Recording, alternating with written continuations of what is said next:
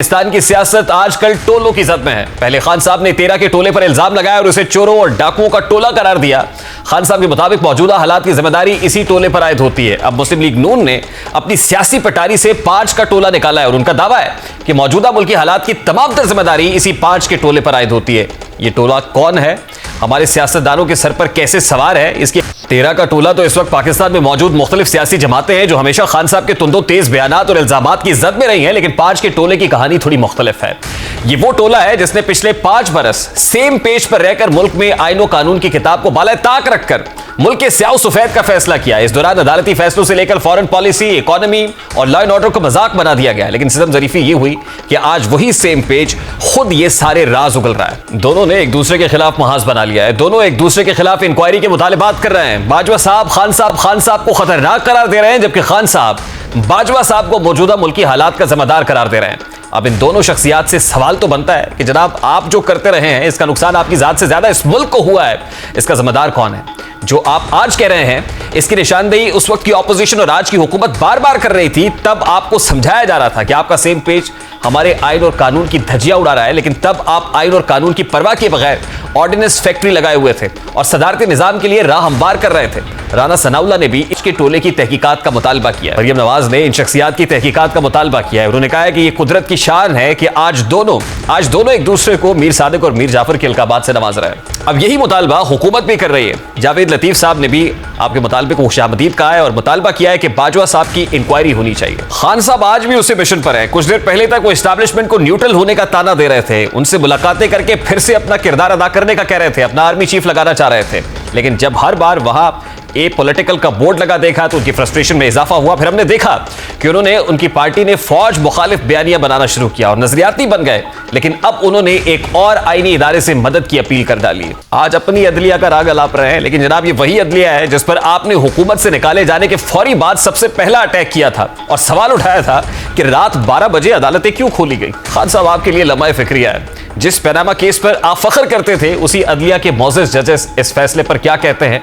अब मुस्लिम लीग नून भी खान साहब के इस बदले तेवर को मशकूक नजरों से देख रही है, क्योंकि जिस अदलिया को आप आज मेरी अदलिया कहकर पुकार रहे हैं, अब सवाल तो बनता है कि जिस अदलिया ने आपको सादिक और अमीन का लक़ब दिया और आज भी 2 दर्जन से जायद केसेस के बावजूद आपको रियायतें किस बुनियाद पर मिल रही हैं, सवाल तो यह भी है कि क्या आप वाकई बाजवा साहब और बाकी लोगों का एहतसाब चाहते हैं या ये सिर्फ अपने से तवज्जो हटाने के लिए है? इस पर बात करेंगे। इस वक्त पाकिस्तान तहरीक इंसाफ की सीनियर रहनुमा आलिया हमजा साहिबा ने हमें ज्वाइन किया है।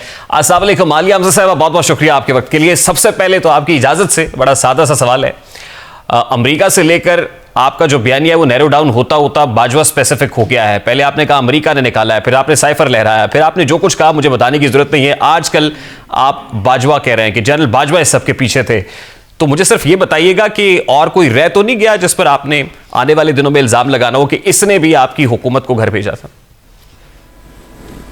जी बिस्मिल्लाहिर्रहमानिर्रहीम। थैंक यू रेहान साहब। मुझे पहले लगा कि आप शायद मरियम नवाज के ऊपर बात करने लगे। मैं 1 मिनट लूंगी मरियम नवाज के ऊपर जो अदलिया पे अटैक है, और फिर मैं ये आपके इस वाले सवाल की तरफ आ जाती हूँ। मुझे सिर्फ इतना बता दें, कल से 3 ट्रेंड्स चले हैं और तीनों ट्रेंड्स मरियम नवाज के मीडिया सेल ने चलाए हैं। और सबसे बड़ा ट्रेंड जो था वो ट्रेंड आपको भी पता है कि क्या था, वो था दामाद हाईकोर्ट। और वो वर्ड किसने यूज किया था? मरियम सफदर साहिबा ने यूज किया था। और अगर मरियम सफदर साहिबा के जवाब में सिर्फ एक सेकेंड और उसमें तो नाम भी गलत लेते थे। मैं कुछ नहीं कहना चाहती, मैं सिर्फ इतना याद कराना चाहती हूं कि जजों को ब्रीफकेस देने से लेकर, जजों को फोन करके अपनी मर्जी के फैसले कराने से लेकर, मदीना मुनव्वरा में बैठकर उन्हें रिश्वतें ऑफर करने से लेकर, उनकी नाजेबा वीडियो से लेकर, राना शमीम के जाली एफिडेविट से लेकर, फिक्स्ड बेंच कहना सुप्रीम कोर्ट के चीफ जस्टिस को, और उसके बाद आज ये दामाद हाईकोर्ट का ट्रेंड चलाना। फवाद चौधरी साहब ने जो कुछ कहा इन्होंने तो मैं भी वो बताना नहीं चाहता था कि मुझको खून लगा है। बताते हैं और ये बताते हैं कि अदलिया के ऊपर इन्होंने किस तरह के अटैक किए। सिर्फ एक मैं इसके ऊपर बड़े डिटेल में आऊंगा, मैं डिटेल में आपका पॉइंट ऑफ व्यू लूंगा। आलिया साहब मैं बड़ा डिटेल में आपको पॉइंट ऑफ व्यू लूंगा, लेकिन मेरे सवाल का जवाब दीजिए।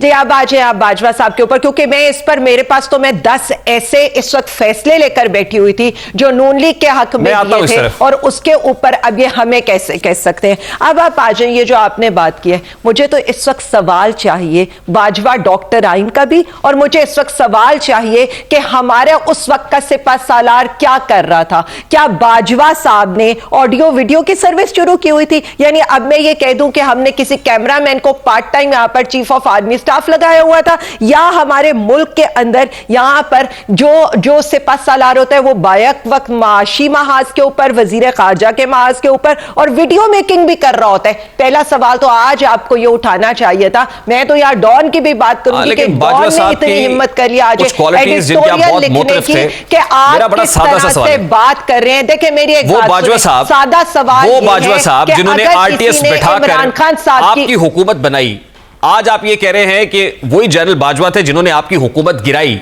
यानी उस वक्त आरटीएस बिठाकर आपको हुकूमत में लाए, उसके बाद आपकी हुकूमत को गिराने में बाजवा ने किरदार अदा किया। Is it justified? अब आप सिर्फ मेरी बात सुन लीजिएगा, हमारा मौकफ क्या, हमारे पास प्रूफ है और वो हम बार बार बता चुके हैं कि हमारे हलके ऐसे थे जिनमें हम जीत रहे थे, जैसे ख्वाजा आसिफ साहब का हलका, जैसे राना सनाउल्लाह का हलका, जैसे लाहौर के 3 हलके जिनके रिजल्ट्स चेंज किए गए आरटीएस बिठाने के बाद। यानी आरटीएस बिठाने के बाद एक ऐसी कमजोर हुकूमत हमें दी गई कि ताकि यहां पर इसी तरह से इन्फ्लुएंस हो सके, और आरटीएस बिठाने का क्रेडिट भी माशाल्लाह इन्हीं बाजवा साहब को जाता है। और यानी आप इस बात का एतराफ कर रही हैं कि आपकी हुकूमत आरटीएस की पैदावार थी। नवाज शरीफ को मैं इस बात का एतराफ कर रही हूं कि हमें कमजोर हुकूमत देकर फैसिलिटेट किया गया पीडीएम की जमातों को आरटीएस को बिठाकर, और हमारे पास उस वक्त आरटीएस बिठाया गया था, ऐसे हल्के थे आरटीएस बिठाया गया था, और आरटीएस बिठाकर ख्वाजा आसिफ जैसे लोगों को, राना सनाउल्लाह जैसे लोगों को इस मुल्क के ऊपर मुसल्लत किया गया था। पाकिस्तान तहरीक इंसाफ की हुकूमत आरटीएस की पैदावार थी और तहरीक इंसाफ के वजीर आज़म इमरान खान सिलेक्टेड वजीर आज़म। हमारी हुकूमत पैदावार नहीं थी,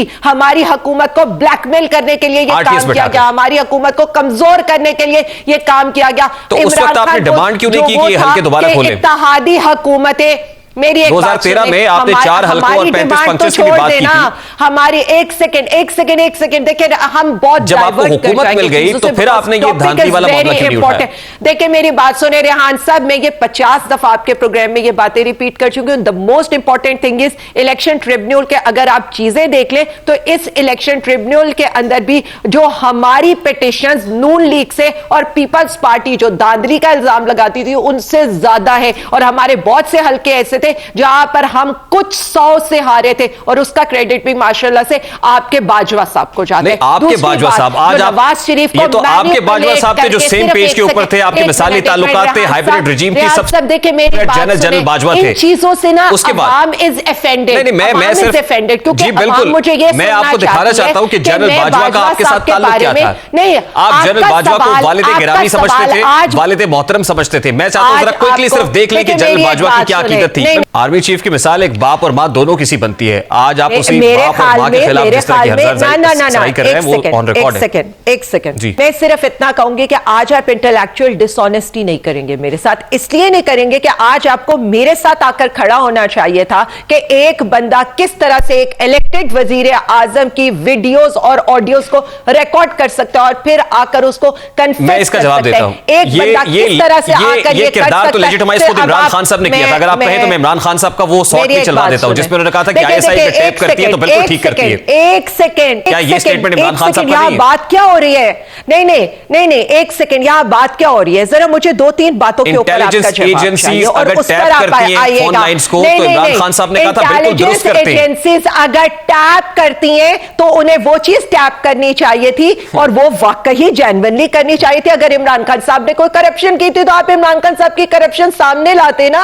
आप तो ये कन्फेस करें कि ना आईएसआई ने वीडियोस और ऑडियोस को रिकॉर्ड किया, ना जनरल फैज उसको जानता था। मैं पर्सनली वीडियो मेकिंग का काम कर रहा था जिसका दावा कल तक मरियम नवाज करती थी कि जी मैं तो वीडियो रानी हूं और आज वीडियो। और देखिए मेरी एक बात सुने, एक मिनट अब आप बाजवा साहब पे जरा रहेंगे तो मैं उसी की बात कर रहा हूं, क्योंकि सवाल मेरे अब आज आज कौन से ऑफिशियल एक्ट की देखें जी। मेरी एक बात सुने, एम्पावर किसको किया और कर कौन रहा है? यानी चीफ ऑफ आर्मी स्टाफ यहां पर आकर एक इलेक्टेड वजीर आजम की इजाजत के बगैर उसके पर्सनल वीडियोस को और ऑडियोस को और उसकी मीटिंग, यानी कल को अगर मैंने और डीजीआईएसआई जनरल फैज और मुझे ये पता शामिल है जिसमें पाकिस्तान मुस्लिम लीग को इल्जाम लगा रही है, उन लोगों को नहीं देखिए मेरी एक बात जब तक आपके लिए काम कर रहे थे, आपके लिए वीडियोस और ऑडियोस बना रहे थे, तब तक जस्टिफाइड था। बिल्कुल नहीं, फैक्ट्स क्लियर क्लियर है हमारे लिए, ना हमें किसी की वीडियोस की जरूरत है ना ऑडियोज की जरूरत है,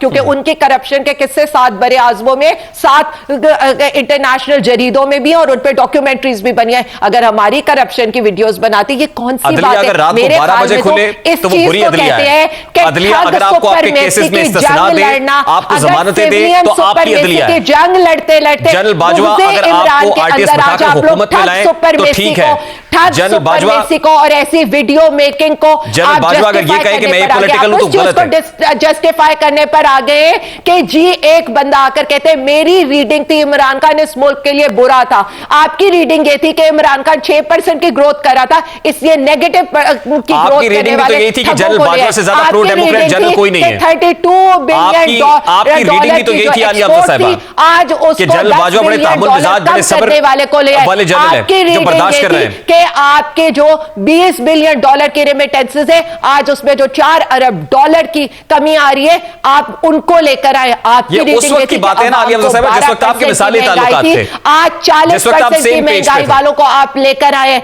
बिल्कुल नहीं, ये यहाँ पर सेम पेज आज भी उस वक्त जनरल बाजवा की तारीफ में जमीन और आसमान के कुलाबे खुद आपके कप्तान मिलाया करते थे, वो भी उनकी स्टेटेड पोजीशन है। अब मुझे जितने शॉट्स कहेंगे मैं चला दूंगा।